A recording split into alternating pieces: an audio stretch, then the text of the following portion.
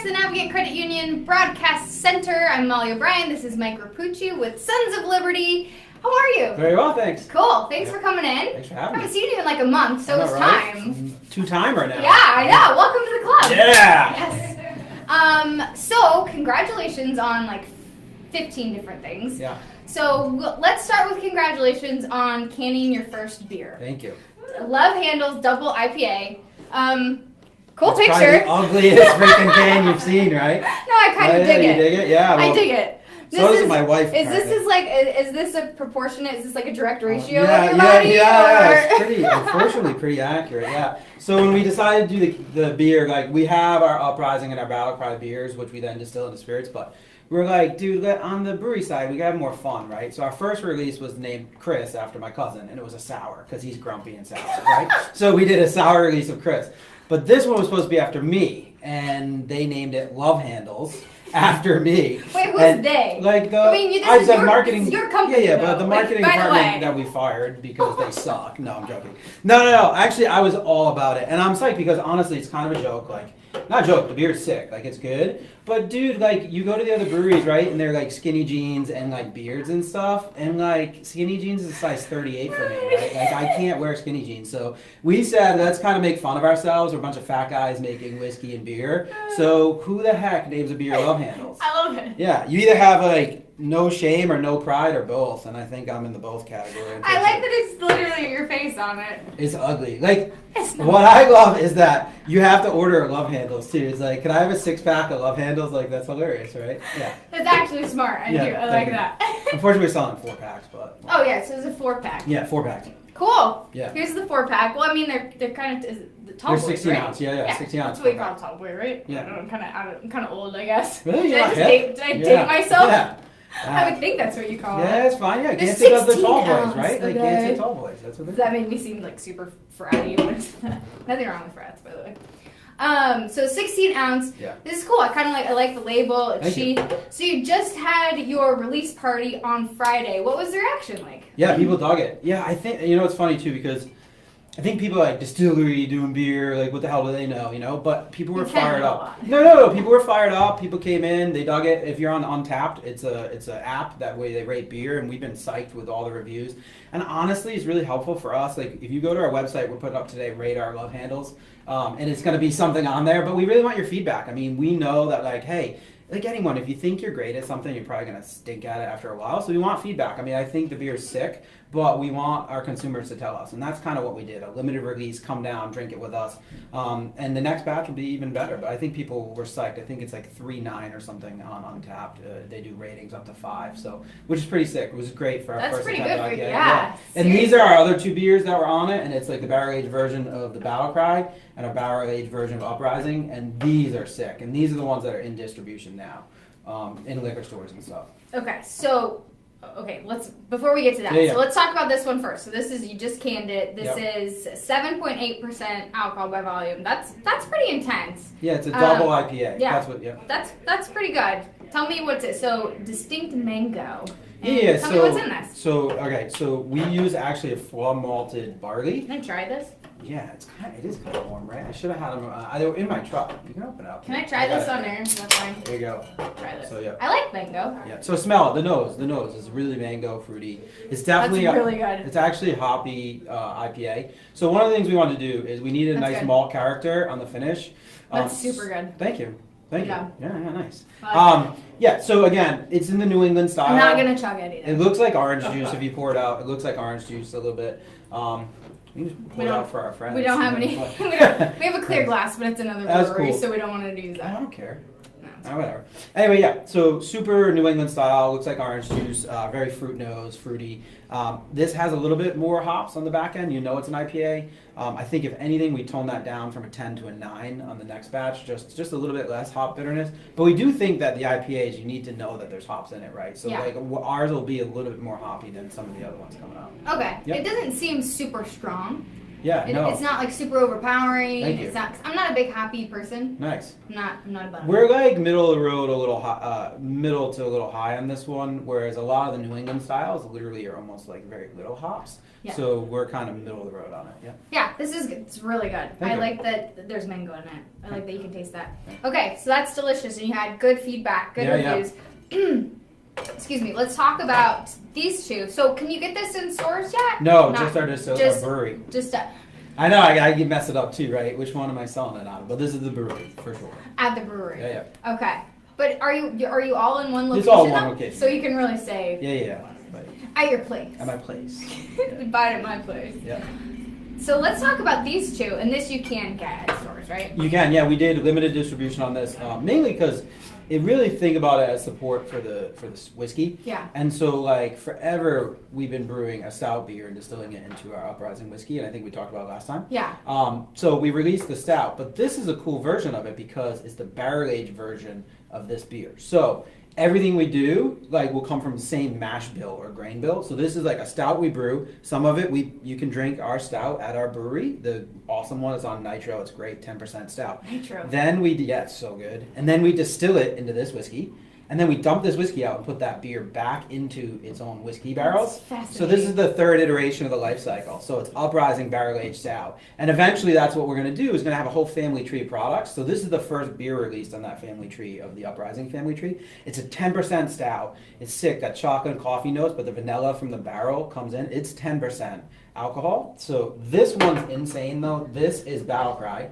Same thing, third iteration in the family tree, right? So it's and the it barrel really helps. aged. We should put the family tree up here. I was looking at your website and saw the family tree and saw the branches. That really helps, like the visual helps. Yeah, and you know what I tell people all the time? I'm an Italian kid from Rhode Island, right? So when we had a chicken, my mom would take a pot of water, put it on, and make stock. And no one thought the stock was bad, but you knew you were having chicken soup 2 days later, right? You knew that. But that's what we do as a producer, because we're making it. We can make the chicken soup version, this and that, and that's kind of, we're thinking that way, as chefs or cooks. So this is the third version. So this is third day leftovers, I guess, which actually I freaking hated growing up, to be honest with you, but this is pretty good.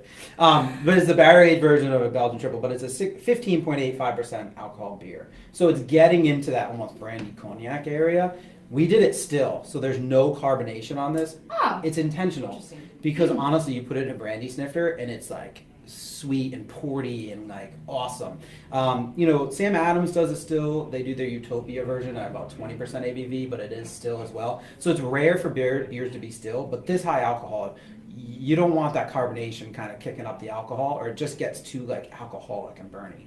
Yep, this one's awesome. It's really kind of, you're enjoying it almost like a dessert drink, or just like a relaxing after dinner drink. Yeah, I mean, this is as much as almost most wines, ABV wise. So scoot these back so people can see.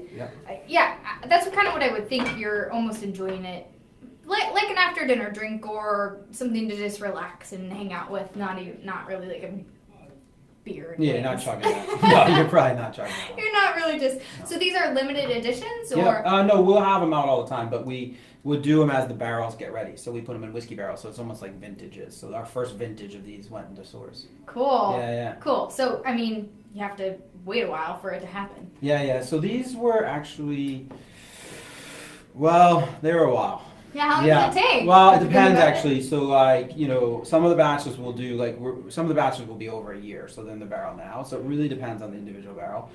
These were quite a bit. I mean, over a year.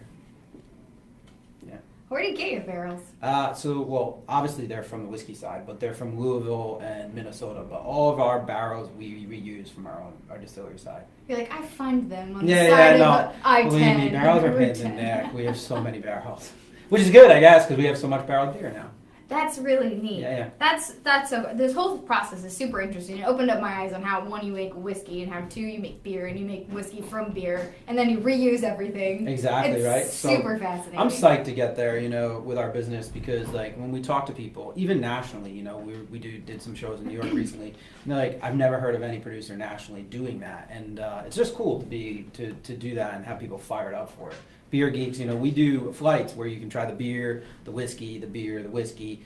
And that's actually what people do when they come in because they want to learn. It's that educational component. What the process is. Exactly, yeah. And do you find people have been more receptive to either product when they figure out what the process is? Yeah, definitely, 100%. Like, especially this, like, when we started, people like, it's a single malt whiskey, so you expect Scotch, but it has these notes of chocolate or coffee. And people are like, oh, those guys at Sons of Liberty don't know what they're doing. They make a chocolate tasting whiskey. But then they try the stout, and they're like, that's an amazing stout. Oh, the chocolate comes from the stout. You see the light bulb, and then they dig this product even more because they understand its genesis. And like, what it's intentional. It's like calling the shot in pool, right? Like, if you call it, and they're like, oh, it's even cooler that you could do that. So, yeah.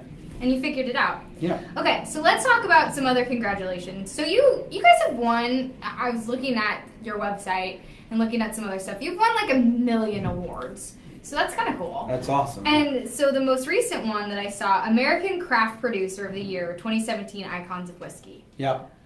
That one's Another sick. high five. Right? That one's sick. That's like double high five. That's awesome. Congratulations. Thank you very much. So tell me about it. So Whiskey Magazine, they're out of the UK, but they're one of the big publications in the industry. And so they do their World Whiskey Awards, which is product specific. So like we won World's Best Flavored Whiskey from them for Pumpkin a few years ago. They do the Icons of Whiskey. So it's not a Hall of Fame thing, but yeah, I know, right? I know, I told my wife I'm an icon of something, and now I put it in my bedroom. And that's why you're on a beer. Yeah, yeah. Well, no, I point to the icon trophy now and say, shut up. I'm joking. Sorry, honey. No, so we won Icon of Whiskey for Craft Producer of the Year. So there's like 1,500 distilleries in the U.S., and honestly, almost every one of them is making whiskey because it's the hot category. So we were named the top producer in the country for whiskey producers from Whiskey Magazine. Wow. Yeah, it's pretty sick. I mean, that one's like, whoa. Like, we were a little shocked. Whiskey Magazine obviously knew they were doing it, so that's awesome. But the other, no, but I mean, it really puts us in this air that's pretty sick. Like, I think 6 other distilleries historically they've done it in the past have won that. So puts you in the top 10 whiskey producers in the country based by Whiskey Magazine. It's not like my grandma rated me that, so it's pretty cool. We're psyched. So what do you have to do to get to that level to even be considered for an award like that? Honestly, it's the coolest part about this award too, not to get into detail about it, but is that the editorial board at Whiskey Magazine picks their shortlist. So they hear that 5 people they think are worthy. They put it out to the trade. So they do Icons of Whiskey for retailers. They do Icon of Whiskey for distributors for this. And so they ask the other industry members, who's worthy of this award? But it's a national award. We're distributed in 3 states, so we never thought we'd win it. Oh, but it means our brand has gotten so big that the distributors in California voted for us. So we won a national thing from all industry members. So it's not like a popularity contest where it's all the consumers vote for it. You have to be in the industry. You have to be at the top level of the industry to vote. So that's the sickest part is that literally we're not distributed, but they knew our brand, know our product, and respect us enough to be voted nationally. That's pretty impressive. Yeah, it was awesome. To be able to, I mean, if you're only distributed in certain locations, but to have that nationwide recognition. Yeah, we were shocked and happy, but I think a lot of people were just like, wait, who got it this year? But do you think consumers were a little... Well, no, especially in the key markets for whiskey, it's like New York, Chicago, and San Fran. We have, we've seen a distinct kind of change, whereas the demand in those markets definitely like, wow, we want this now because they can't have it at this point. So what does that mean for you? Do you think you're going to expand and maybe be able to get distribution in those other areas? Yeah, I mean, the issue for us has always been win your hometown. I think a lot of companies really go wrong when they forget where they, who supported them from the beginning. I said last time, we've been blessed in Rhode Island to have support. So we have a limited amount of whiskey, and the people getting it first are Rhode Island and Mass, Connecticut. So we're never gonna try and open up a new market and forget the people, people that pay our bills and have for years and who are friends. So no, I don't think so. We'll open up one key market at most a year, but it'll be gradual. I don't expect to do anything more. Cool. Yeah. And just appreciate the recognition. Yeah, I mean, yeah, exactly. Good for you. Yeah, thank you. And enjoy the beer while you can. Yeah. The year in the making. Oh, that's crazy. How much of this stuff is out there right now? Not much. This, like 25 cases went out, and this 50 cases went out. Wow, that's not a lot. No, not a lot. Yeah, definitely go get it. On our site, we have it. But basically, a lot of the liquor stores that really supported us with the spirits, cool. we definitely, again, it's about that relationship, so we want to give them that and share it with them. Cool. Yeah. Cool. So what else is in the works? So this is going to be, you can only get this at your place. Yeah, exactly. The brewery distillery / your place. Mm. Do you have anything else to be canned coming up? Yeah, so we're working on a few things. We'll do another batch of our glove handles, and then put this up here. Yeah. Because this picture is just too good to be true. I just love this. So I mean, actually, I don't mind saying it. We're actually working on trying to we've had a lot of success in the tasting room, with mixing our products in terms of with like not cocktails but different things. And I have a guy on staff, Ian, he's great, and I love making it. So we're really playing with the canned cocktail thing. Cool. Yeah, so I think, if you're going to the beach, we're in South County, if you wanted to come down and grab a beer, or you wanted a sparkling like craft made cocktail in a can, especially bought a boater down by us. So we're trying to figure that out. But I would expect from us soon, not really in main distribution again, but to have we make a sick gin. Like our gin is the Belgian wheat beer turned into gin. So either a gin cocktail in a can or gin and tonics, like craft made gin and tonics in a can. I think we're going to be figuring that out soon. And when you do it, you're going to come here and show us. Yeah, we'll show you. You can try it, and I'll have it on cold and on the rocks. That's awesome. Yeah. Cool. Before you go, because we like talking to you about everything. Yeah. You have a couple events coming up. National Beer Day, which is April 7th, so you can grab some love handles. Don't you love saying that? Grab some love handles. Grab some love handles. It's awesome, right? I made you say that. I just made you say that. It's you awesome. don't realize what you're saying until you say it. You can grab my glove handle. No, that's really funny. Yeah. Sip, shuck, and swig. That's also hard to say. Yeah, don't mess that one up. Seriously, after I just had a drink of that. And beer and no yoga. So you guys are doing a ton of events now. Yeah, and I think we talked about last time, I dig live music, and like music has just made the events. The sip, shuck, swing. Yeah. Whoa.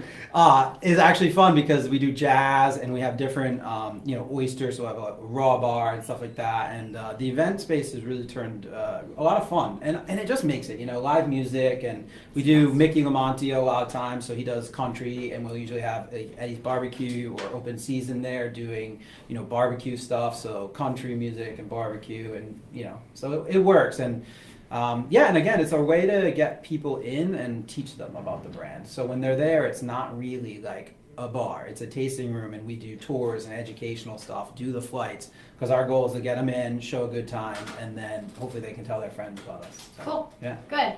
Mike Reppucci from Sons of Liberty Distillery and Brewery now. Yeah. Kind of, right? Yeah. Your place. It's our place. Come to our place and grab my love handles, please. That's awesome. Yeah. Cool. Thank you for joining us. In the Navigate Credit Union Broadcast Center.